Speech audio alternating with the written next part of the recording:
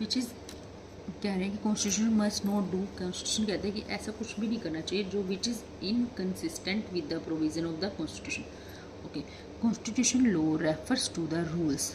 Constitution law क्या define करता है? एक रूल्स, और जो रेगुलेट करता है structure, functions and interrelation of government organs. The rules are legal as well as include conventions, etc. Country may have a constitution but not necessarily constitutionalism.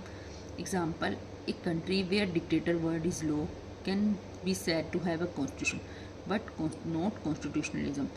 The constitutionalism connotes in a sense the limited government.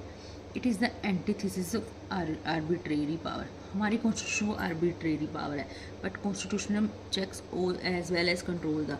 लेकिन हम जो constitutionalism है वो powers को सबको control करता है, but only when constitution of a country seek to decentralise power. कह रहे हैं कि जब कोई कॉन्स्टिट्यूशन पावर को डिसेंट्रलाइज कर देता है, यानी फेडरल गवर्नमेंट है जैसे स्टेट के बाद, तो इम्पोज वहाँ पे सब रिस्ट्रिक्शंस लग जाती है। Does a country have both, कि कह रहे हैं कि कंट्री को क्या कॉन्स्टिट्यूशन और कॉन्स्टिट्यूशनिज्म होना चाहिए?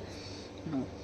Following are the principles and norms which promote constitutionism in a country. एक रिटर्न कॉन्स्टिट्यूशन होना चाहिए, फेडरलिज्म होना चाहिए, free election, independent judiciary, judicial review होना चाहिए, कोर्ट का judgement, fundamental rights, doctrine of rule of law, separation of power. The binding force of the constitution is, हमारी constitution की एक ही चीज़ बाइंड करती है, will of the people of India. हमारा कॉन्स्टिट्यूशन किस पे बना है? पीपल्स की विल पे बना है। ओके, अब हम पढ़ते हैं कि कॉन्स्टिट्यूशन की मेकिंग कैसे हुई।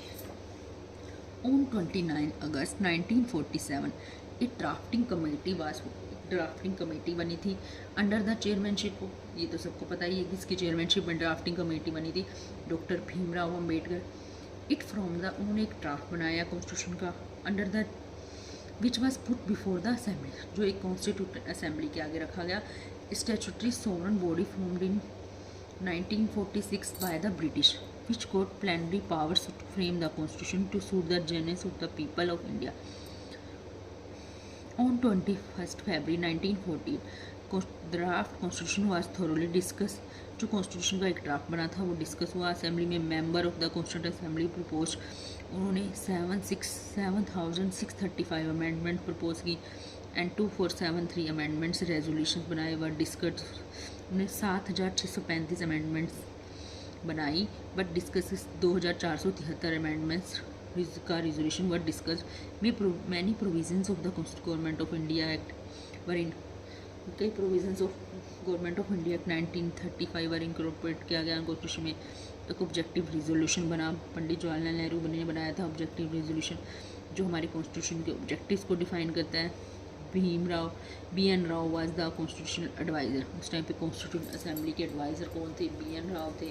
और ये क्वेश्चन भी आता है कि बी.एन. राव जी को क्या थे कॉन्स्टिट्यूशन असेंबली के? तो वो कॉन्स्टिट्यूशनल एडवाइज़र थे। तो कॉन्स्टिट्यूशन बनने में कितना टाइम लगा था? 2 साल 11 महीने 18 दिन लगे थे। Okay, 26 day of November 1949 constitution receive the signature of the president of the constituent assembly. 26 नवंबर 1949 को प्रेसिडेंट ने उस बिल पे साइन किया कॉन्स्टिट्यूशन को। और से प्रेसिडेंट कौन थे उस टाइम? हमारे doctor Rajendra Prasad. And was declare as passed, और कॉन्स्टिट्यूशन को पास डिक्लेयर किया गया। Okay, the provisions relating to citizenship, provisional parliament, temporary transitional provision were given immediate effect, जो कि 26 नवंबर 1949 से सारे लॉज ये वाले सिटीजनशिप इलेक्शंस इंप्लीमेंट में आ गए, इमीडिएट इफेक्ट हो गए। तो बाकी सब कॉन्स्टिट्यूशन केम इनटू फोर्स, बाकी सारे प्रोविजंस हमारे वो धीरे धीरे बनते रहे, जैसे वो 26 जनवरी 1950 में इफेक्ट में आए।